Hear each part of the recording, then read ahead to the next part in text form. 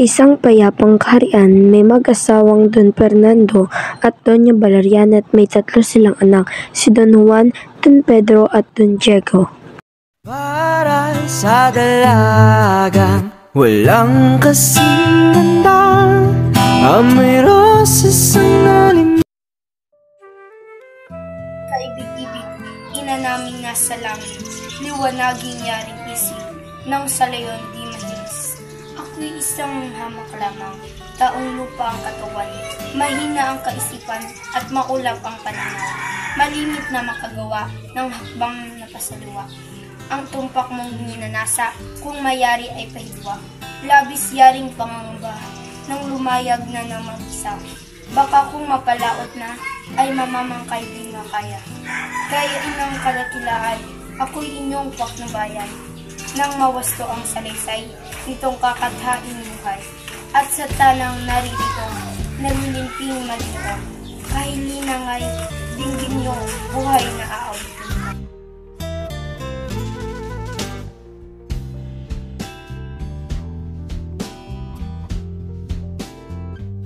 Maganda ang pangalan na Eterna. Pag narinig mo, tumanta, sa sakit ay di ginawa. Ibong ito'y tumatahan. Sa tabor ng kabundukan, kahoy na napunay, Pedras Platas na makinang. Kung araw ay wala, roon sa malayong mga burol, kasama ng ibang ibong, nangangapawi ng buong. Grabe na katahimikan, payapa sa kabundukan, kung umuwi at humilay sa kahoy na kanyang bahay. Yun po ang ipakuhat kaagad ng gagaling ka sa sakit ng dinadala. Nang haring mapakinggan ang hatol ng kagamutan kapag dakay inutusan ang anak niyang panganay. Si Don Pedro ay tumalima sa utos ng haring ama, iginayak kapag daka kabayong sasakyan niya.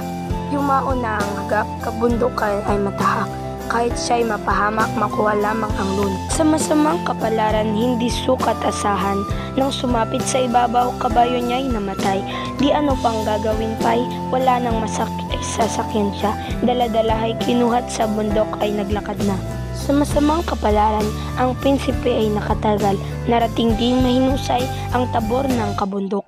Mga namasdang punong kahoy, mga sangay na yamungmong, ang nagtubong narorooy bukod tangi. Sila naman isang tuksot, kasawian ni Don Pedro, ang Adarnang may engkanto dumating ng diya.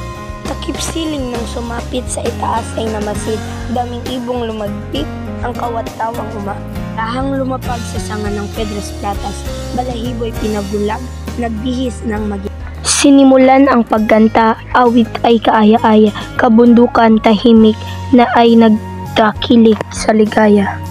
At lalo pang pinatamis ang sa Adarna'y pag-awit, bawat kanta'y isang bihis ng balahibong marik. 7 kanta ang ginawat, 7 bihis ang namagara. Natapos ang tuwang-tuwat, ang langit pa'y pinungat. Ugali nitong Adarna, matapos ang kanyang kanta ay siya'y nagbawas muna bago matulog sa masamang kapalaran. Si Don Diego'y napatakan, biglang naging batong buhay sa punong kinadalas. Wala na nga si Don Pedro'y sa tabor ay naging bato, at sa di pagdating nito ang birban ay nagulo. Wala si Don Pedro? Wala yung kapatid. Oo, nawawala nga yung kapatid. Ako ang susunod na nakita yung Adarna. Don Diego ay inatasang hanapin ang naparawal. Ang prinsipe ay di sumuway at noon di nagpaal. Niya ay pinagmalas ang puno ng Pedras Platas. Dahot sangay kumikintab, kinto pati ugat. Sa upoy di nagtagalan ang prinsipe ay naghihintay. Ibong Adarna dumatal mula sa malayong bayan. Nang makapayagpag na ang itong ibong Adarna, sinimulan ng pagkatpitong awit, bawat isa balahibo'y iniiba at may kanya-kanyang ganda sa titingin sa dayuma. Matapos ang pagkokoplas, ang Adarna ay nagbawas. Si Don Diego ay nasa tapat, inabot ng mga patak.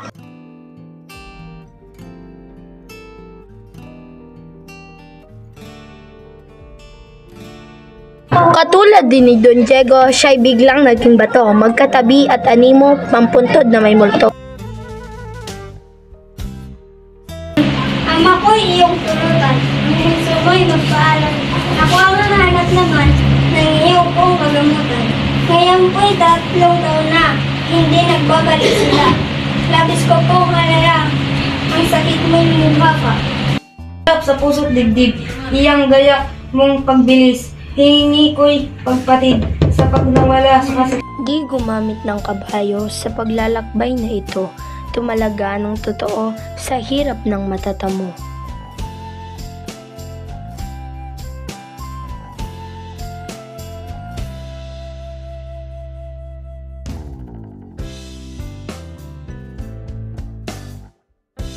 Waka kung may baong kayong dala, ako po ay timutan na. Huwag na ng Diyos, magdalita sa may lonos. Kung sa sakit ko'y matubos, ako na may maglilingkod. Si Don Juan sa dampang kanyang natanaw pag tao po ay dinungaw ng ermitanyong may bahay. Inanyayahang pumanhik, maya-maya pa'y nainig. Ermitanyo ay kay bait, kay Don Juan may pag-ibig. At na po ay binata ng dahilan sa Darna. Ibong matamis kakanta, nalunok sa aking ama. Dunuan iyong hanap mo'y paghihirap mong totoo. Ang adar na may engkanto na wala pang tumatalo. Itong awit na magaganda, tutiro na iba't ibang balahibo, itsurang lalabas ng Adarna.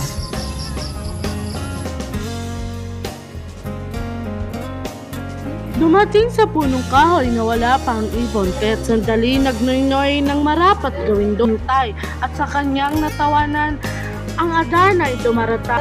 Napuna pa ng dumapo, ang Adarna ay tila hapo, kaya't kanyang napanghulong, iboy galing sa malayo.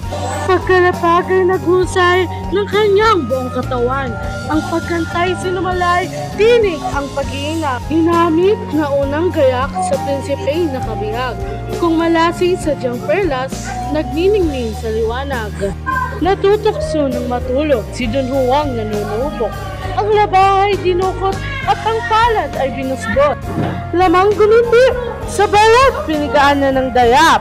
Sa hapdi halos maiyak, nag-ibayo pa ang antok. Napawi ang pag-aantok dahil sa tindi ng kirot. Si Don Juan lumuhod, nagpasalamat sa Diyos. 7 kanta ng malutas, nitong ibong sakdal dilag. 7 rin ang naging sugat ni Don Juan. Ang ibon ay nagbawas na ugali pagtulong niya. Ang prinsipe ng makita ay inalagaan kapag tuka. Kaya hindi tinatamat, naligtas sa kasawian. Inantay ng mapahimlay ang Adarnang sinugman. Kung matulog ang Adarna, ang pakpak ay nakabuka. Dilat ang 2 mata, kaya't gising ang kapara. Nang prinsipeng matatap, tulog ang iboy panatag. Dahan-dahan nang umakyat sa puno ng Piedras Platas.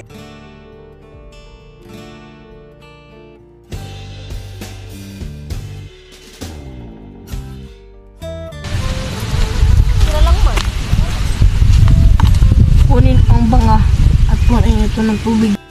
Buhusan ng 2 bato.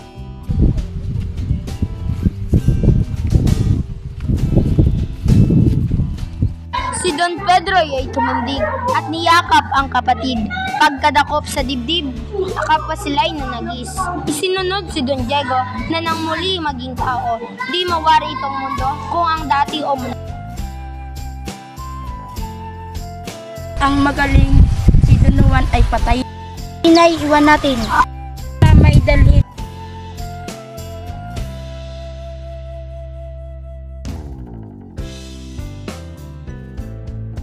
Nang makita ang gulapay nat, halos hindi huminga. Hawlat ibon at kinuha, nagsiuwi sa Berbanya. O Berhing Inang Marilag, tanggulan ng nasa hirap. Kahabagan di man dapat ang ating kapuspalan. maubos isipin. Kapatid ko ay nagtaksil. Kung sa ibon ko ang dalhin, kanila na di na akin. Sa libis ng isang bundok, may matandang sasulpot-sulpot. Mahina't uungod-ungod, sa prinsipe ay dumulog. Ang salanta ay nalamog, nakatawan ay hinagod, sugat na lamang nalasog, pinaglalagyan ng gamot. Sa inyong habag, ang buhay kong binautas. Ano kaya ang marapat? Iganti ng abang palad? Hindi gayon. Kung di iya'y isang layon, ang damay ay walang bukol. Sa inyong habag, Ang dalawa ay nagkamay bago sila maghiwalay, matanday sa kabundukan sa Berbanya si Don Juan.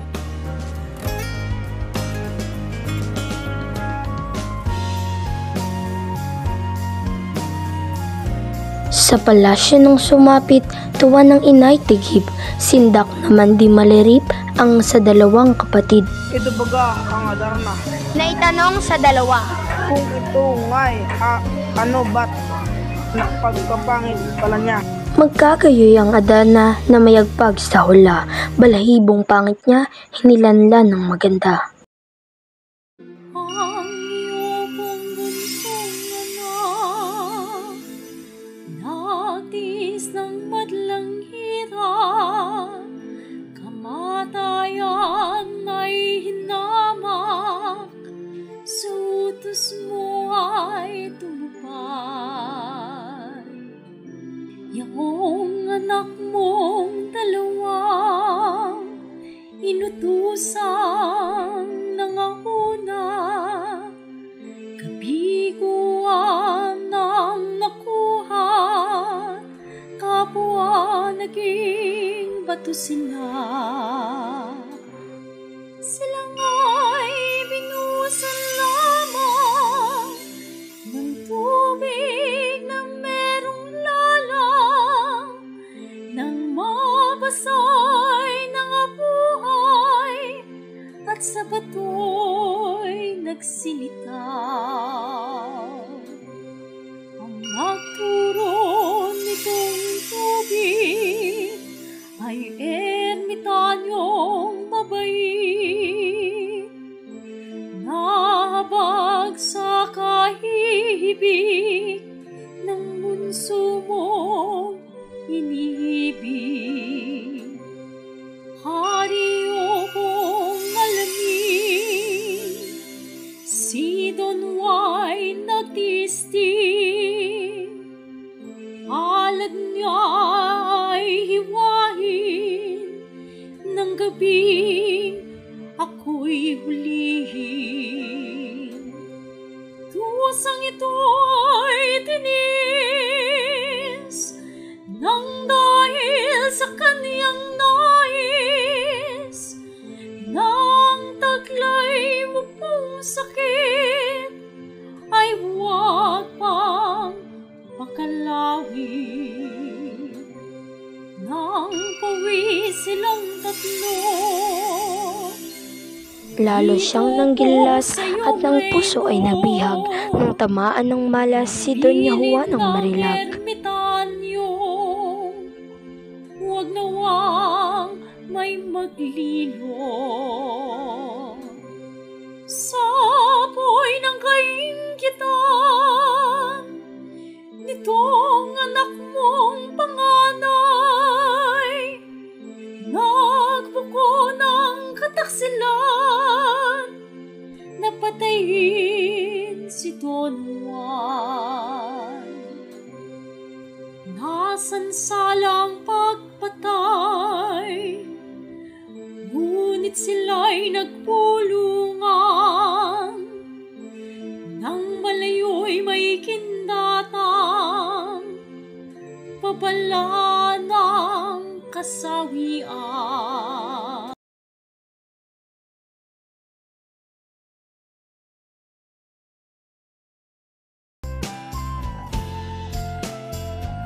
Ang kabatuhan nang dumating sa ibabaw, sa gitna ng kasabihan, ay may balong natagpuan.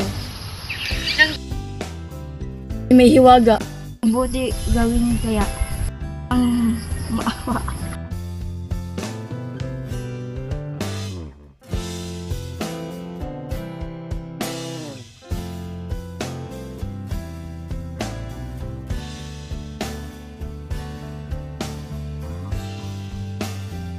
Sa pagsamong anong lungkot, si Don Juan nakaluhod. Ang prinsipeng maalindog ay tinablan ng pag-irog. Ang aking panganib, sa akin ay liligid ng maligtas sa Lipat isang saglit ng masayang pananaig. Ang higante ay narinig sa higdan sa lupa. Ang higante ay bulagta. Sa kaganap na nagawa, si Doña Juana ang maghap. aking sinta. Kung may mga alis ka kang dito ay naiwan pa akong bunso ng si Leonora. Ang irog may pangamba. Ang pagsundo mo sa kanya, may tatili kay Leonora, ang serpienteng Palamara. Ang mga at sundin, sa ngalan ko ay sabihin siya'y pari ko ngayon din, at ibig kong kausap. Mapanganib ang iyong buhay. Sa sepietik kong matapang walang salang mamamatay. Ang masaklap na mapatay ng kalamas sa akin ng gulat, hirap matawin sa iyong inas. Prinsesa, galit mo ay magbawa. Kung ako ba ay nagkasala, ito'y dahil sa pagsinta. Ibig kong malaman kung paano mo natuklasan itong lihim kong tahanan sa liblib mong kabundukan. Dumating na ang serpienteng kay Leonora may katili, kakilakilawot ang laki umungol ng mabuti. Ang dalawa ay naglaban, nagtagpo sa kapwa-tapang, subalit sa katiksilahan na mayanisi doon sila ay naglakad ng papauwi sa beba niya, saka lang naalalang may naiwan. Ito'y maghintay, balik aking babalikan kung ano ko ang iwan. Ngunit laking kataksilan ng kapatid na panganay, lubin na ang tangan-tangan sa pinat. Sunungi, Leonora ay akin. Ganoon din, kasal din kay Don Juan ay butili.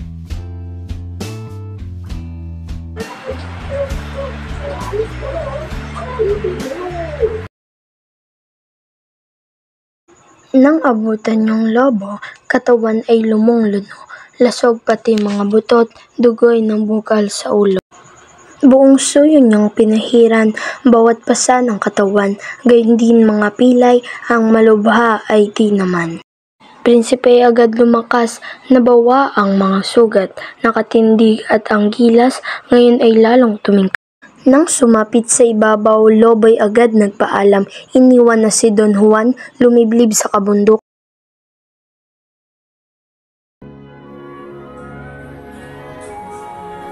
Pagkasikot aking buhay, lunas nitong dusat umbay. Ano't di ka dumaratal, ikaw kaya'y napasaan. Pag-asa ko aking giliw, buhay ka at darating din. Darating ka't hahanguin si Leonora sa hilahin.